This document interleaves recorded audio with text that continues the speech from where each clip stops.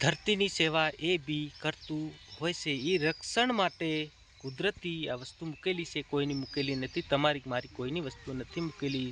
જે બી જીવજંતુ છે એ બી કંઈક કચરો સાફ કરતો હોય છે. આપણે કેમ જેટલું સવારમાં ખાંજે આપણે કચરો બહારીને હવેણાથી આપણે ઉખેડામાં નાખતા હોય એ પ્રમાણે એનો બી કામ કાર્ય કરતા જ હોય છે એમની રીતે. તો કુદરતના છેડછાડમાં આપણે આજે મોસમ ઠંડો છે. મેં બ્લોક અમૃતલાલ બ્લોકમાં તમારું સ્વાગત કરું છું. આજે અમે કંઈક નવીન વાતો શીખી રહ્યા છે, જોરદાર ઝકાસ. જોતા રહેજો લાસ્ટ તક. ભાષા છે મનીષા. અમે કંઈક બીજું નવીન આજે વાત ખોશખાલ કરી રહ્યા છે તમારા માટે. તો લાસ્ટ તક તો પૂરો જજો. લાઈક શેર કમેન્ટ જરૂર કરજો. તમારા ભાઈની સપોર્ટ જરૂર કરજો. નવા વિડીયો કંઈ બી દેખવા હોય જોવા હોય તો કમેન્ટ સબસ્ક્રાઈબ જરૂર કરી લીજો. જરૂરથી જજો, પૂરો જજો અને જો ધારથી જજો, શાંતિથી જજો, બધી રીતે ખુશ રહેજો. અમે બી ખુશ છે. આજે ઠંડુ વાતાવરણ સારું છે અને આજુબાજુના વ્યૂમાં તમને બધું લીલોતરી આશા બધા તમને મળતા હશે.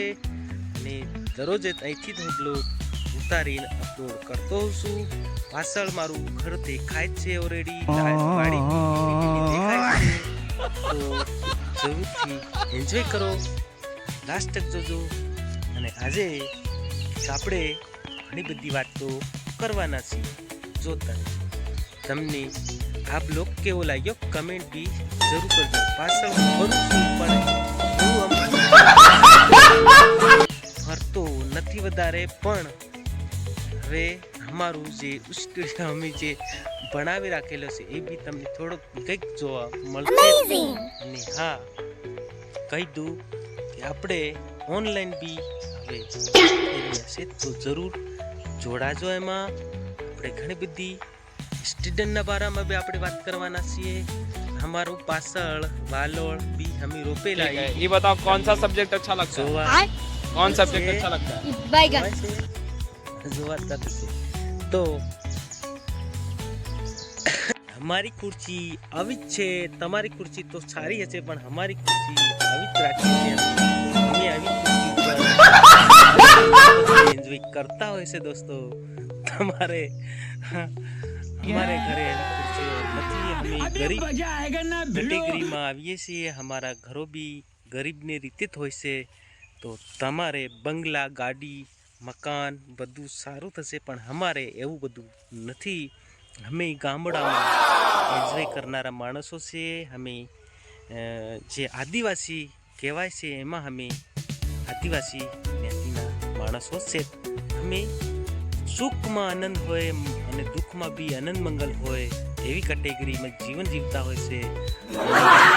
રોજિંદા મહેનત કરીને રોટલો કરીને ખાતા હોય છે. મહેનત બી વધારે કરતા હોય છે તો બી અમારા અંદર એટલી બધી ખુશી રહેતી હોય છે. આજે નાહી ધોઈ લઈએ ઠંડા પાણીથી, બહુ ફ્રેશ થઈ જઈએ, એના પછી અમારી થકાન બહુ દૂર થઈ જાય.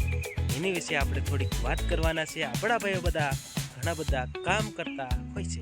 મેં બી કામ કરું છું, હલ્લા કડપ ચલાવું છું. તમામ મારા વિડીયા તમે હશો તો તમને બી આની વાતની ખબર હશે. પણ અમે આટલા બધા કામ કરીને થાકી જઈએ તો બી અમે કુદરતના સાથમાં રહીને અમે જીવન વિતાવીએ. એટલે અમારે હા કઈ જાય ખબર નહીં, કુદરત જાણે, અમે જાણતા નથી. કેમ આપણે બધા મહેનતીયા ભાઈ છે.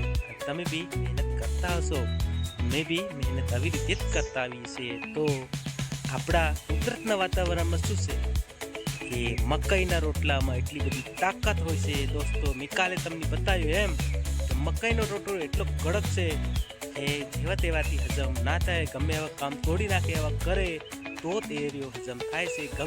ઘઉંનો રોટલો જલ્દી પચી જાય, એમાં તાકાત થોડીક ઓછી હોય છે. પણ મકાઈના રોટલામાં એટલી બધી તાકાત હોય છે દોસ્તો. ભલભલા કામ અમે તોડી નાખતા હોય છે. ખેતીની બી ખેડવાનું કામ કઈ રીતે કરતા છે. આખો દિવસ પરવેશો થઈ શકે છે. તા છતાં અમે હાર નથી માનતા. અમારા બળદિયા બી એવી તાકાત ધરાવતા હોય છે. અમારા આદિવાસી એટલા જી જાન લગાવીને મહેનત અને એટલી બધી સખત મહેનત કરે તા છતાં સફળતા નથી મળતી. કેમ કે મારા માણસો ઘણા બધા ભોળિયા માણસો પડે છે, કોઈ આગળ અવાજ નહીં ઉઠાવે, એનું સાંભળીને ચાલ્યા જતા હોય છે.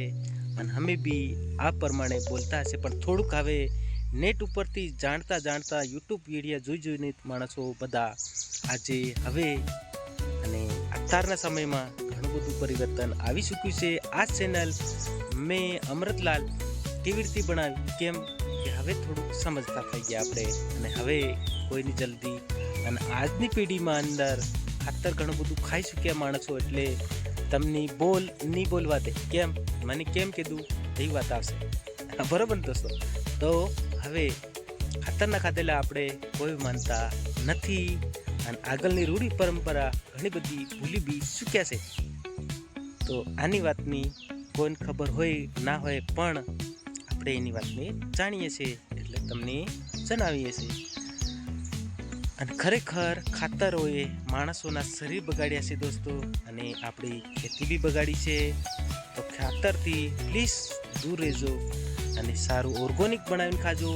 અને ઓર્ગોનિક તમે ખેતીની અંદર જેટલું બી ઓર્ગોનિક કરશો એટલે તમે બીમારીથી અને તકલીફોથી દૂર રહેશો.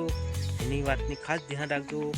આપણું જે સાણિયું ખાતર હોય, ઘરનું સાણિયું ખાતર નાખીને આપણે જો મકાઈ પકાવતા હોય, અનાજ પકાવતા હોય, તો એથી તાકાતદાર કોઈ વસ્તુ નથી. તમે ફર્ટિલાઇઝર, સલ્ફેટ જે બી માણસો ઓર્ગોનિક કરીને નામે આપણને પકડાવી દેશે, એ માણસો આપણા યુઝ કરે છે. એને યુઝ નહીં કરવું જોઈએ દોસ્તો. આપણી જમીનનો બગાડ થાય એ ના પાય. આપણે આપણી જમીનને બગાડવા નથી માંગતા. જેવી રીતે આપણી જમીન બગડે એટલે આપણા શરીર બગડે, શરીર બગડે એટલે આપણી બુદ્ધિ વિષ્ટો થાય, આપણે એના આકર્ષિતમાં જતા રહીએ. આપણા જે કુદરતનું વાતાવરણ એ હટી જાય, અને જે કેમિકલનું વાતાવરણ આપણા શરીરની અંદર આવે એટલે આપણે મોટી મોટી બીમારીના શિકાર પડતા હોય છે દોસ્તો. તો આની વાતની ખાસ કરીને ધ્યાન રાખવી જોઈએ. આપણી ખેતી બગડી તો આપણું શરીર બી બગડશે, આપણો પરિવાર બી બગડશે. તો એની વાતની ખાસ ધ્યાન રાખવી જોઈએ બધાની. મારો શબ્દ વારે ઘડી એક ને એક બોલાઈ જાય છે, માફ કરજો. મેં બી ગુજરાતી ભાઈ છું તમારો. કેમ આપણે આની વાતની ઘણા માણસો નથી જાણતા. તો એને જેમ દારૂડિયો પીવે છે દારૂ, એવી રીતે ખેતીની બી એક ખાતરની લત લાગી ચૂકી છે દોસ્તો. એને છોડાવવા માટે 2 થી 3 વર્ષ તમારું અનાજ ઓછું પાકશે, એના પછી પાછું લેવલ ઉપર આવી જશે. અંદરના અળસિયા મરી ગયા હોય એ પાછળ જીવિત થશે, નવા આવશે. ક્યાંથી પણ કુદરત એની સાથ સહકારો આપે છે છુટકારો પામવામાં. તો જરૂરથી આપણે થોડુંક એની તરફે વળવું પડશે. વળ્યા વગર તો આપણને આપણી ખેતી શુદ્ધ ના થાય, ફળદ્રુપ ના થાય. અને અત્યારે ટ્રેક્ટરો બી હાર્ડ મારી જાય એટલી કડક જમીન થઈ ચૂકી. એનું કારણ આ જ છે કે આપણે ફર્ટિલાઇઝર વાપરીએ છીએ. તો દોસ્તો ધ્યાનથી આના વિડીયાની વોચ કરજો, અને ધ્યાનથી આ વાતને તમારા ધ્યાનમાં રાખીને તમે ખાતરથી અને દવાથી દૂર રહેજો. કેટલા બધા જાનવરો આપણે ધરતીમાંના કીડીથી માંડીને તમામ કીડ કવાણ બધું મરી જાય છે, સાચી વાત છે, પણ એ બી નુકસાનકારક છે. ધરતીની સેવા એ બી કરતું હોય છે. એ રક્ષણ માટે કુદરતી આ વસ્તુ મૂકેલી છે, કોઈની મૂકેલી નથી. તમારી મારી કોઈની વસ્તુ નથી મૂકેલી. જે બી જીવજંતુ છે એ બી કંઈક કચરો સાફ કરતો હોય છે. આપણે કેમ જેટલું સવારમાં ખાંજે આપણે કચરો બહારીને હવેણાથી આપણે ઉખેડામાં નાખતા હોય, એ પ્રમાણે એનું બી કામ કાર્ય કરતા જ હોય છે એમની રીતે. તો કુદરતના છેડછાડમાં આપણે નહીં જવાનું. હા, કદાચ નુકસાન કરતા હોય તો એને થોડુંક આપણે ગાયનું મોતર છે, ગોળ છે, જે બી આંકડાના પાન છે, તમે અઠવાડિયું હળવી અને એને ઉપયોગ કરો તો તમારું ઘણું બધું ખેતરની અંદર પરિવર્તન આવશે અને સુધારો થશે. અને જીવજંતુ ઓછા પડી જશે, મરે નહીં. એને ખાવાનું છુટકારો થોડોક ઓછો કરશે, પણ નુકસાન હાનિકારક આપણી ખેતીની અંદર ને જીવજંતુની અંદર નુકસાન નહીં થાય એ પ્રમાણે આપણે નિર્ભર કરીને રાખવું, આપણી ખેતીની રાખવું. જેવી રીતે આપણો જીવ છે વાલો, એવી રીતે જીવજંતુનો બી જીવ વાલો હોય છે દોસ્તો. તો એની વાતની આપણે જરૂરથી ધ્યાન રાખવી જોઈએ. મારી પાછળ જે બી તમને ઝાડવા દેખાય છે એ બી એની અંદર બી જાન હોય છે. તો દરેકની અંદર આપણી જેમ જાન છે, આપણા શરીરની અંદર જાન છે, એવી રીતે એમની અંદર બી જાન હોય છે. તો એની વાતની ધ્યાન જરૂર રાખવી જોઈએ. અમારી મનીષા કંઈક નવી ખોજ કરતા આવી રહ્યા છે. અમે 2 માં દીકરા અહીંયા તમારી હવે અમે રજા લઈએ છીએ. તમે લાઈક શેર કમેન્ટ સબસ્ક્રાઈબ જરૂર કરજો. મેં હું અમૃતલાલ, આ મનીષા છે મારી છોકરી છે. અમે બે મા દીકરા થઈને જ આ ચેનલને ચલાવતા હોય છે.